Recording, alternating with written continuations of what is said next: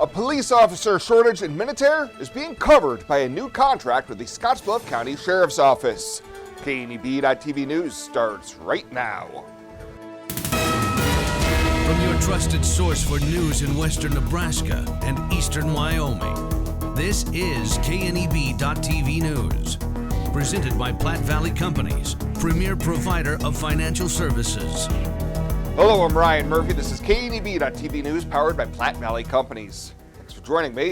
In our top story, the Scottsbluff County Board this week agreed to a contract with the city of Minutair in which the Sheriff's Office would provide shift coverage to help make up for a shortage in the number of police officers in the community. Cities are required to provide their own law enforcement coverage under state law, while sheriff's offices provide such services to villages at no additional cost. Chief Deputy Troy Brown explained the cost for any city asking for such coverage would be the average hourly rate of the deputy plus a percentage of that rate accounting for their benefits while on patrol. If they do call and ask to cover a shift, they don't have anybody to cover for 8 hours, if nobody's available, then you bill. We'll bill. But if you just go there, we don't bill. I mean, if it's just a... Right, yeah, it's an emergency call, or we're helping him put, helping him Minutair officer out. A pre-planned thing. Right. Yeah. If He's got a homicide. He's got something there. State Patrol, Sheriff's Department, everybody else is responding. Nobody's getting billed for that at this time. Okay. I think that's the point we're trying to make. Cities would also be charged $20 an hour for the cost of vehicle usage. The charges would only apply to coverage of regular patrols and not in situations requiring emergency response or calls for assistance. Well, characteristics and salary expectations were among the topics discussed as a member of the search firm The Pauley Group addressed the WNCC presidential search timeline with the Board of Governors this week. Dr. Angela Provart elicited a variety of comments from board members on the next president's qualifications, among them the ability to work inside the strategic plan and shared governance, and someone who is forward-thinking. Provart said the position profile is a key document, and the search committee needs to have a final draft ready for approval by the board during their January meeting. The position profile is going to be a document that identifies what we're looking for in the next president. It talks about the area, it'll have qualifications, application process, all the great things that are going on in the region. We'll have lots of pictures and it'll have graphics. So yes, it's going to be pretty to look at, but it's going to have a lot of information that potential applicants will be very interested in. Provart recommended a salary range between $225,000 and $245,000 and would expect 30 to 35 applications to be received, most likely from college vice presidents looking for their first presidential position. Applications would close February 13th. Search committee virtual interviews of semifinalists in early March, 3 or 4 finalists in-person interviews in early April, and a new president named by the board later that month. We'll have more news right after this. Looking for free instead of fees? Platte Valley Bank can help you keep your finances moving forward with no ATM fees. Whether you're headed to the lake, the mountains, or just to the grocery store, you can enjoy the freedom of free ATM access anywhere, anytime. Platte Valley Bank. You belong here.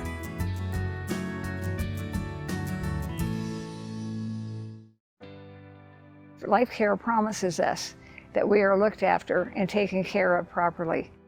If I didn't have Life Care, I would be probably scared to death about having enough money for when I got older or when I got sick. Moving in here was an easy decision and in fact a no-brainer. I looked at it as actually buying long-term care insurance and in retrospect a good move. One of the things that convinces me that we did the right thing is no matter what happens, we will constantly be taken care of. The whole thing is just vital because you don't have to be worried about what's ahead for you. It's there, it's in black and white, and that's reassuring. This is home. It has been from the day I moved in.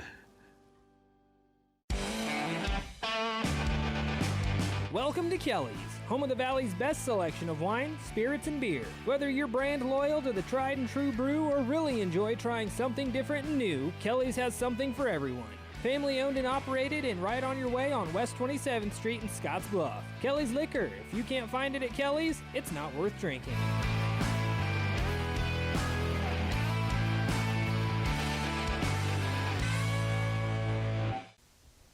Welcome back. A March 6th trial date has been set for a Gering man charged with sexually assaulting a teenage girl. Jeremy Fulton last week entered not guilty pleas to charges of first-degree sexual assault of a child, 2 more felony and 2 misdemeanor child sex crimes, plus felony intentional child abuse. An arrest warrant was issued last month after the victim brought forward the allegations, and she was interviewed by Capstone investigators and law enforcement. Scottsbluff County District Court Judge Leo Dobrovonly set a pretrial conference for February 15th, and bond was continued at $700,000 at 10%. Well, Nebraska Attorney General Doug Peterson announced this week that Nebraska will receive more than $8 million as part of a settlement between Juul Labs and 33 states and territories, resolving a 2-year investigation into the e-cigarette manufacturer's marketing and sales practices. In addition to the financial terms, the settlement will force Juul to comply with a series of strict injunctive terms, severely limiting their marketing and sales practices. Peterson said this settlement aids in the first steps in addressing the vaping problem facing teens. He says Juul is being required to provide settlement money towards programs that help curb addiction. Peterson concluded this settlement also sends a strong message to companies in any industry: don't mess with our children. And as widely anticipated by political observers, Governor Pete Ricketts has announced this week he will apply for the Nebraska U.S. Senate seat being vacated by Ben Sasse early next year. The announcement follows Governor-elect Jim Pillen's Monday announcement that applications to fill the seat must be submitted either online or mailed to the office of the governor-elect by December 23rd.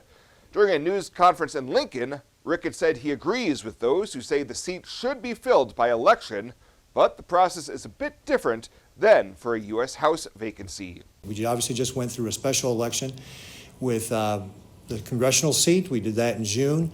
The rules for the Senate are a little bit different. The person who would get this appointment would stand for a special election in 2024 and then have to run for the full seat in 2026. So I think that, with regard to that opinion piece, that is the process. And we certainly, for example, don't want to have an open Senate seat for 2 years till the next general election.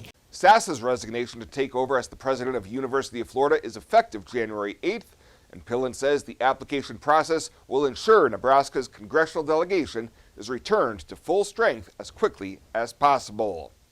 Fly United Airlines, operated by SkyWest with Western Nebraska Regional Airport. United is dedicated to going the extra mile for you with daily flights to and from Denver, along with a commitment to excellent service. Reserve your flight today, and remember, United miles can be earned and redeemed with your flights. While at the airport, stop and enjoy authentic Italian food at Roma Italian Restaurant. Plus, Hertz Thrifty Car Rental is there for your car rental needs. Make life easier, relax, and get on board with Western Nebraska Regional Airport.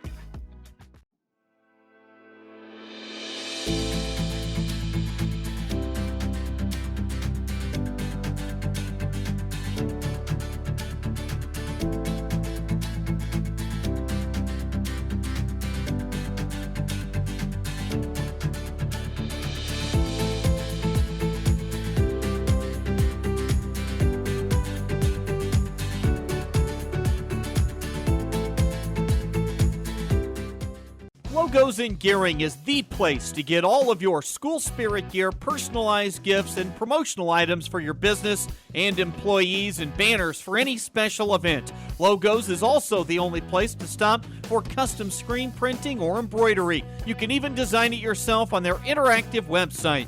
Stop into Logos today. They'll design it, print it, and have it to you in no time. There's no job too big or small for Logos. That's Logos in Gering. I really like how our OB department takes our limited amount of of doctors and turns it into a strength. Even though we only have a couple of people, you get to know them well over your entire pregnancy. We have 2 state-of-the-art labor rooms that are new with our last addition. We have a couple of very nice postpartum rooms also right here in the hospital, so they can get as much time with mom and baby as possible. The Evergreen Credit Card by FNBO. Earn unlimited 2% cash back on every purchase. Every day. Everywhere. Never worry about expiring points or category restrictions. Plus, there's no annual fee. Only from the Great Big Small Bank. A bank ever ready for you to earn more, wherever life leads. Evergreen by FNBO.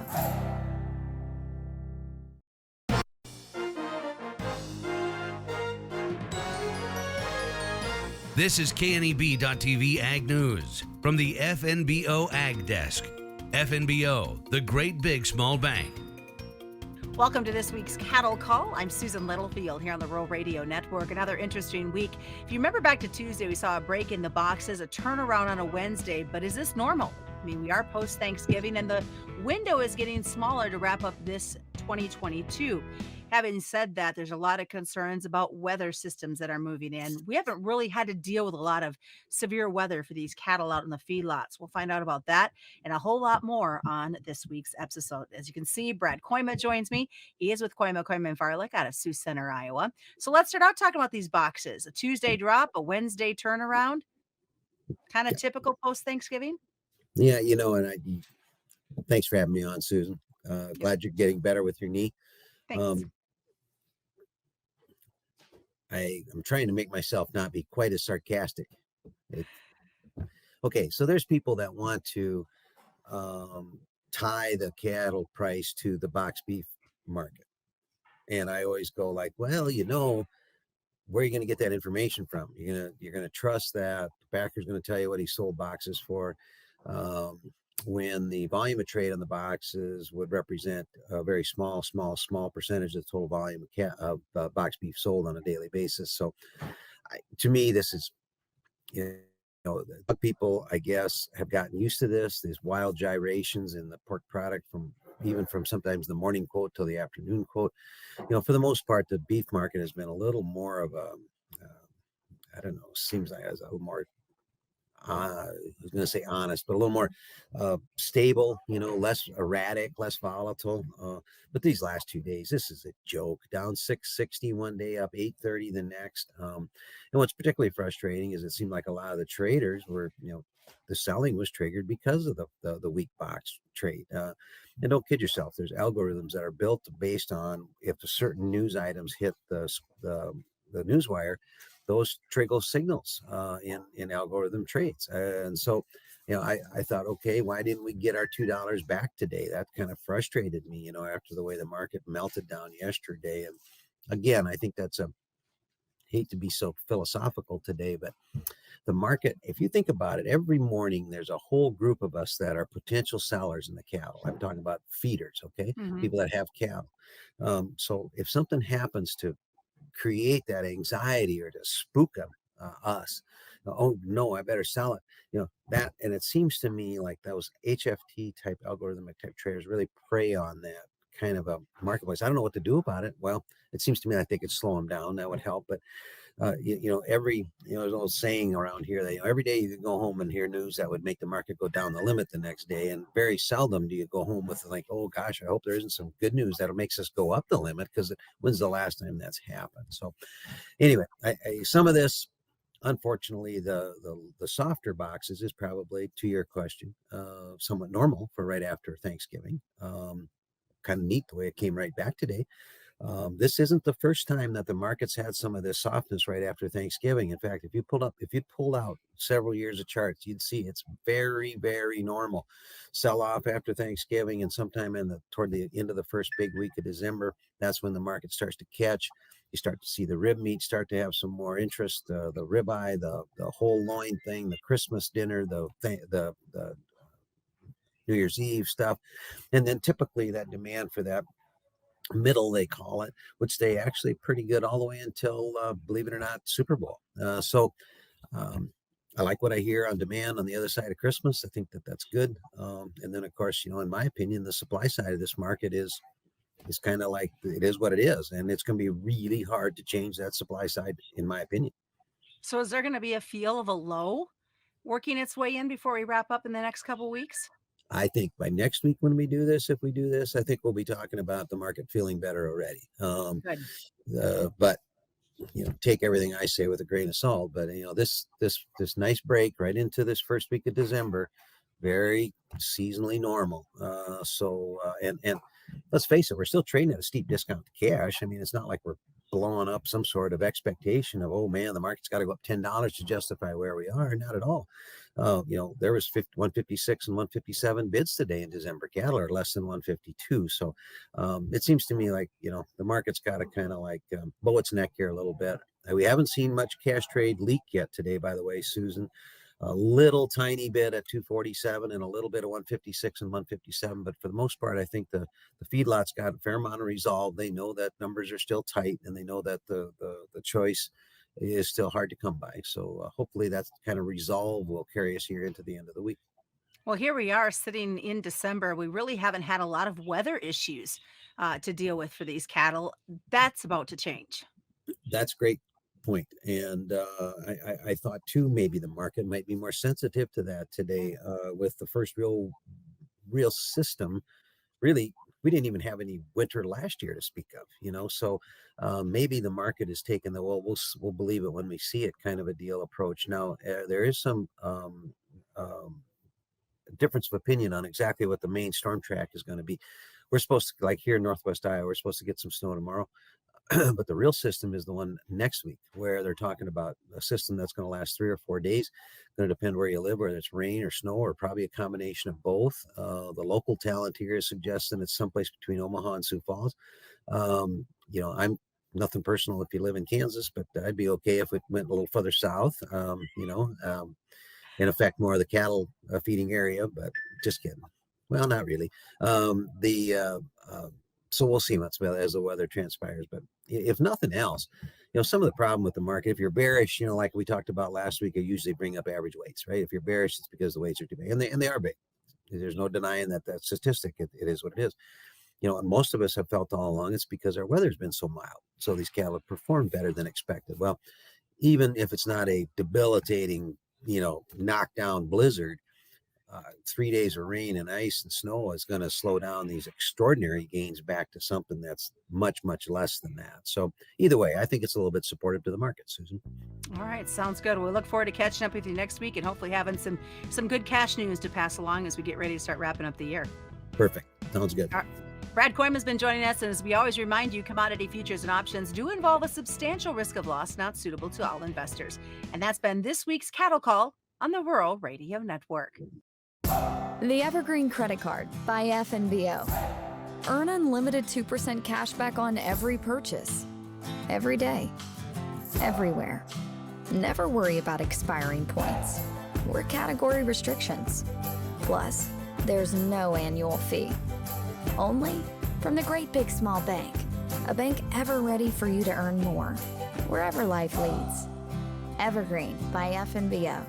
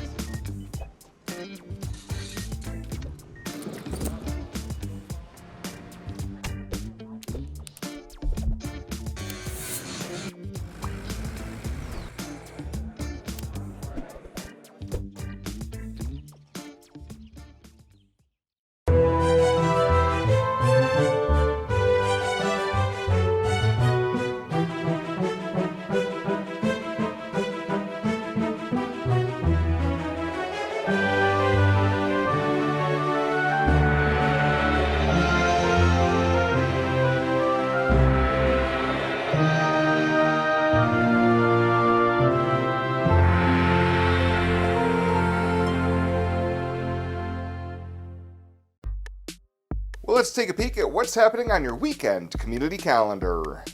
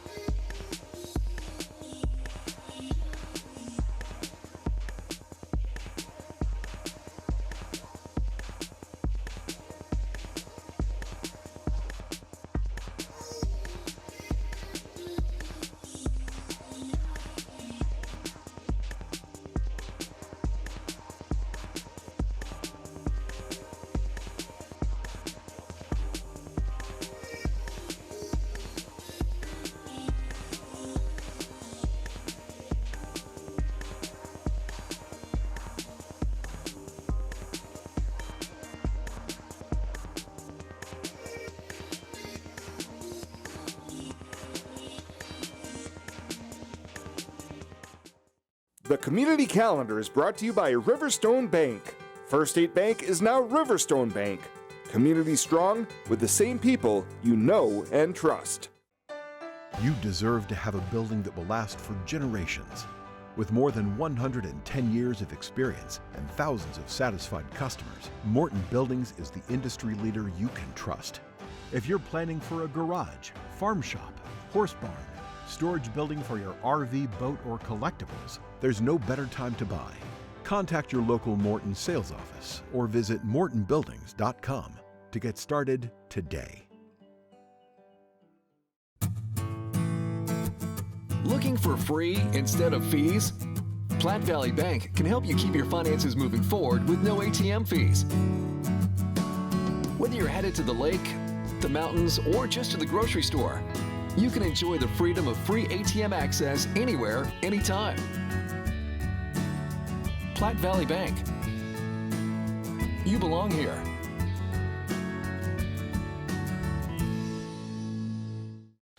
And finally tonight, this week, U.S. Representatives Adrian Smith of Nebraska and Angie Craig of Minnesota introduced the Consumer and Fuel Retailer Choice Act of 2022, bipartisan, bicameral legislation that would enable the year-round nationwide sale of ethanol blends higher than 10%, helping to lower fuel prices and improve stability and certainty in the U.S. fuel market.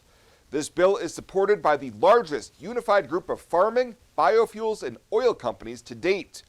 Representative Smith's bill is the House companion to the Senate bill introduced by Senator Deb Fischer and Amy Klobuchar in late November. Smith says that year-round EF15 is a win-win as it boosts American energy independence and ensures greater affordability and opportunity for consumers as well as producers. Well, that does it for us this time. Thank you so much for tuning in. Have a great weekend. See you back here on Monday.